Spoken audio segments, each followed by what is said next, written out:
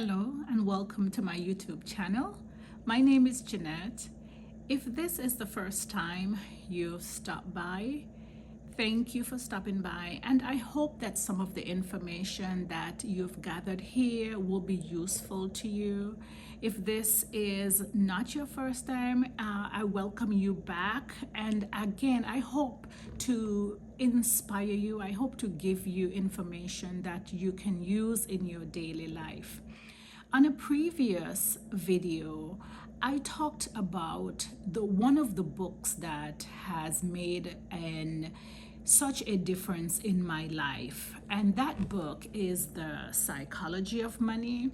And I wanted today to go through just some principles of some of the information that I have gathered from the book and just share that information with you.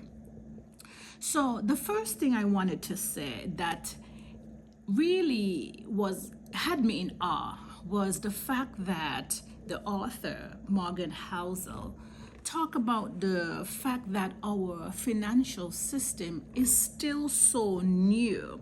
And so it made me feel good because it said, let us not get crippled by the fact that we may not know what's right from what's wrong, or we just might not have that information.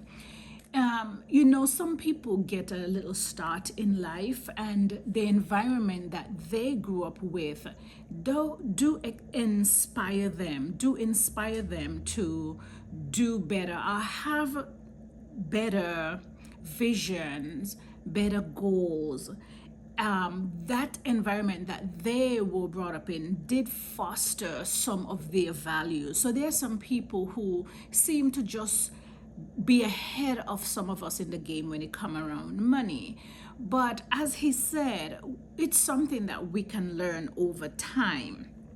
Like, one of the first principles that I want to talk about is sort of knowing what is enough. What is your enough?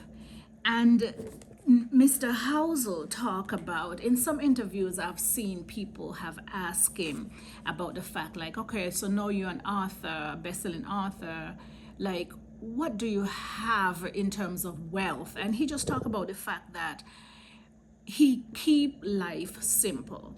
He sort of know what is enough. And one of the main principles to me in finding financial freedom is knowing what is your enough, being satisfied with what you have. When you start to put your money aside, you want to make sure that you know that you have enough, whether it's to buy your groceries. You want to make sure that you have enough to make plan vacations and trips with your family, making sure you have something put away for a rainy day. But some people just don't know when to stop, and this principle is basically saying you have to know what is enough.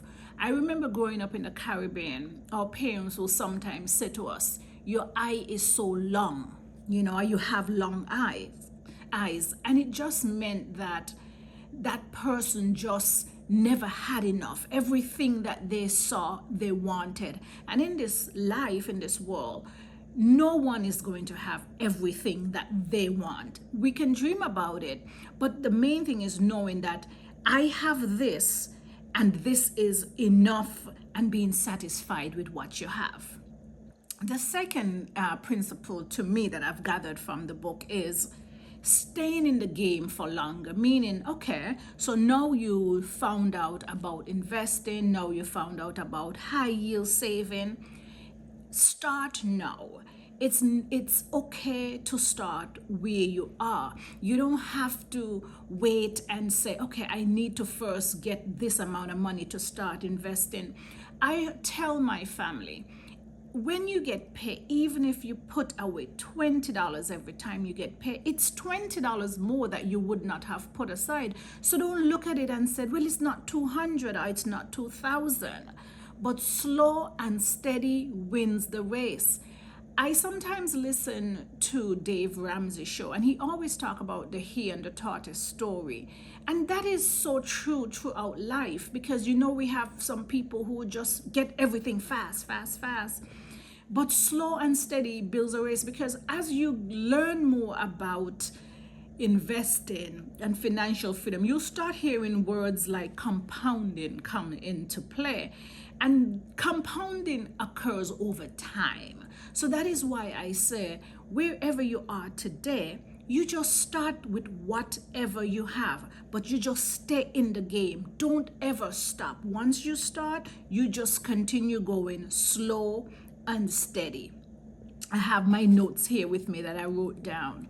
One of the other principle is basically keeping your money, not just making the money and getting the money, but making sure that you keep that money. One of the biggest faults or problems I think that we have is that we may make $1,000, but then we end up spending 1,200, and then we're just waiting for that paycheck again to get that another 1,000, and there the cycle goes on and on. But if you got 1,000 and you learn to put something aside, but you just make sure whatever you're paying out, whatever you're using, does not go over that 1,000. Then if you had saved even $100 from this paycheck, and then you save another 100, now you have something that you're putting aside. So the principle that I'm saying here is not just making the money, but making sure that you're keeping the money. So many of us make the money, but that is not the problem. The problem is we don't keep any of what we make, and so we just again around and around. The other principle that I gathered from the psychology of money is keeping your eyes open, not just running around. It's like being conscious, and that's something that I actually really had to learn. I wasn't somebody that checked prices. I go in, if the bounty costs $15, I'm paying for it. It doesn't matter if I'm at Publix or I'm at Costco or I am at Walmart. I just say, okay, I want paper towel, and I'm just gonna go and get paper towel. But more and more, I'm learning to look at the price, look at unit price. Is it cheaper? If it's on sale, I get 2 of it, so that now I know I don't need any paper towels for a long time. Or if rice is on sale, I gather up the rice when I go to BJ's and I leave. I have it because then I know it takes a while for these things to actually expire or even spoil once you have them in a nice place in your pantry. So little bit add up. So that's why it's important to check the prices. Maybe for some people, before you go and purchase maybe something big like a house, actually look at what percentage of your income is this house actually going to be for you, because it does add up over time. Another principle that I've gathered from reading the book is making sure that we understand wealth versus rich. And I listened to him when he talked about working as a valet and parking cars, because sometimes what we see, when we talk about somebody rich, we talk about having like fancy cars, big houses. But a lot of time, the person who is wealthy, you don't even realize it, because their wealth may be caught up in, maybe they have apartment complexes that they have on rent. Maybe they're the persons who don't actually dress up all that flashy, but they may invest in decent pieces of clothes so that they have them for a much longer time. they're the ones who, the wealthy ones are the ones who may have their money in different investment firms, so you're not necessarily seeing it, like, you look at somebody's house and you say, oh wow, they're rich, because you see they may have their swimming pools, their house is so nicely decorated. So that's one of the things that I'm understanding from him, is making sure you understand being rich versus being wealthy.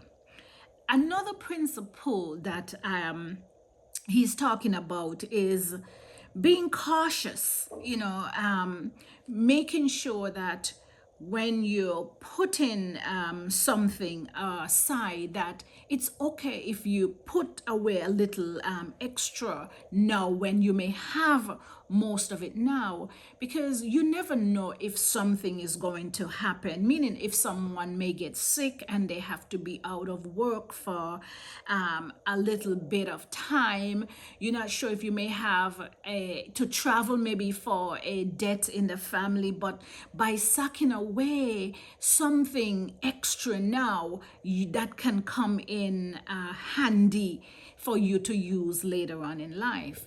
And the seventh principle that I want to talk about today, because I don't want to make this video too long, is basically like not following the crowd or not following friends, meaning that you have to be able to differentiate what you really want and what others may want, and there's no need to compare it. It's just that you're going down a different road, and sometimes we have to say no to our friends for maybe going out at a particular time. It may be a vacation, but you just have not planned for that as yet, and it's okay to say no because you have a different goal in mind. Nothing is wrong with that. And so I will continue being inspired with this book. If you have not read it as yet, it's at the public libraries, and since COVID, a lot of us are able to even get the public library online. It's not that expensive at Amazon, but I think it's a really good read. I think it's eye-opening. I'm not sure if any one of you have read it before. If you did, if you just leave me a comment, if you don't mind, if you can share my channel with others. My goal is to inspire, especially ladies, to take a hold of our lives and know that we don't know what the future holds, but we can at least try to plan so that we can also teach our children, and maybe we can break that cycle of poverty. We have to learn to know when we've had enough, not comparing with anyone else, just being self-aware of wherever your vision is, and you just continue to be a leader. If you don't mind, leave me a comment. I would like to hear what you have to say. Any books that you would recommend, that will be great. Until we see each other again, stay safe.